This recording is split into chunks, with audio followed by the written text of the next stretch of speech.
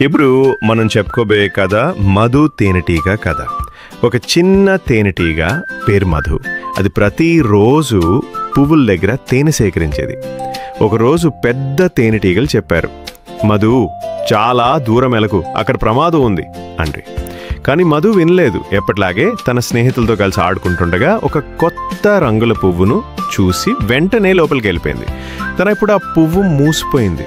మధు బయటికి రాలేక ఇరుక్కుపోయింది. అప్పుడు ఒక పెద్ద తేనెటీగ చూసి అక్కడికి వచ్చి ఆ పువ్వును తెరిచి మధుని బయటికి తీసింది.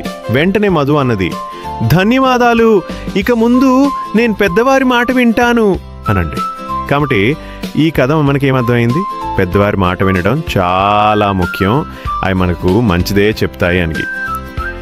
మరి ఆలస్యం దేనికి? ఈ కథ మీకు నచ్చితే ఈ వీడియోని లైక్ చేసి మన ఛానల్ని సబ్స్క్రైబ్ చేసుకుని పక్కనున్న గంట సింబల్ని క్లిక్ చేయండి. అప్పుడు మన ప్రతి వీడియో మీకు వస్తుంది. మరింత అందమైన కథలుతో మళ్ళీ వస్తాను పిల్లలు. Bye bye.